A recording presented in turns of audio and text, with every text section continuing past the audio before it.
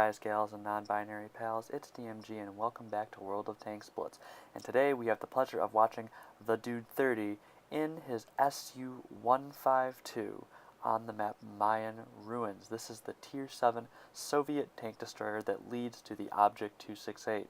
Now, what is so special about this tank? It is the derp.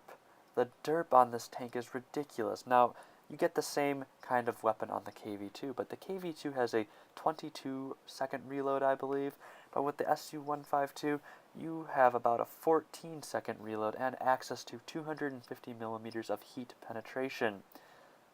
Now, the Su-152 can also be called the most enjoyable stock grind because this gun is not the top gun. This is the first gun that you receive on this tank. And while most people want to get to the Su-152, and that requires you unlocking 2 other weapons for this tank, most people stick with the stock gun because of its massive derp capability.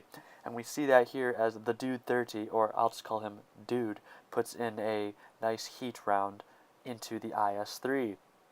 Now, I like what he's doing here. He's not being too aggressive. For some reason, and I don't know how this happened, the red heavies have taken the corner, and his team has not even really pushed up all that much, so they have to take this kind of sit and spawn defensive position, and it doesn't give you a lot of room to move around, so hopefully the red team does not just kind of engulf Dude's team and eventually just take them out of the game. Dude now puts in another great heat round into the IS-3 for a lovely kill on that IS-3, which removes one of the biggest threats on the enemy team. In a tank destroyer, you want to be piercing the heaviest kinds of armor, as it allows your team to focus on the weakly armored targets, which should be easier for them. And right there, I believe, is kind of a mistake. He's firing at a KV-13, which is slightly a bad idea to do with heat. Now, why is that? Because you don't want to fire heat into tracks, it will get absorbed. But otherwise, he's done a great job so far.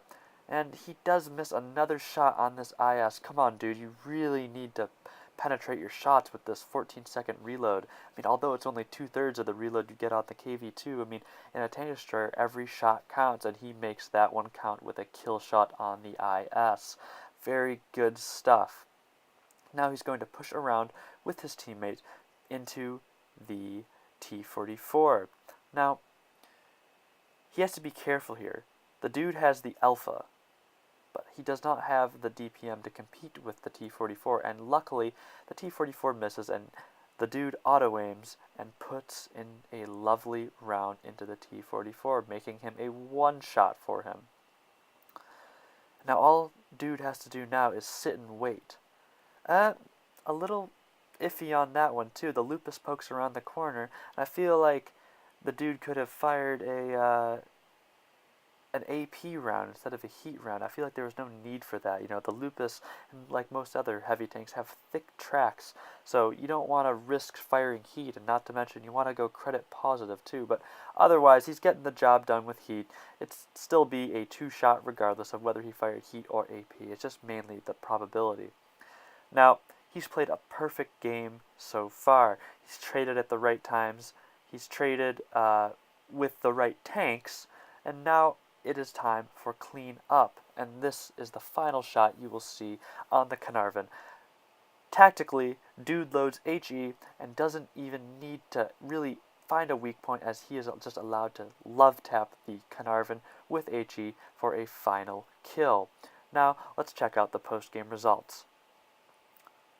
The dude receives a mastery for his effort, picking up 3,171 damage and 4 destroyed, and only losing about 10,000 credits. As you can see, he damaged about every single tank on the enemy team, which is quite the accomplishment in a tank destroyer, as the team was not all in one area. Now, before we go any further, that picture that you're seeing right now, that is from Space Ape Marksman. That is also the channel art I am using for my YouTube. Don't worry, everyone, I did ask him permission to use it and he okayed it, but I really hope you like that channel art. I do think it is quite beautiful. He did make a forum post about it, and I really don't think it got enough attention, so I'm just going to broadcast it here. If you see Space 8 Marksman in battle, just tell him what a wonderful job he did on that artwork. He spent about, 6-7 hours trying to create that, I believe, in his forum post that he said. But regardless, if you see him, tell him what a lovely job he did. I really hope you enjoyed that content. I enjoyed commentating on your fantastic round, dude, and hopefully you'll submit more. If you enjoyed that content, please slap that like button and subscribe for more. And if you didn't, please leave your constructive criticism in the comment section.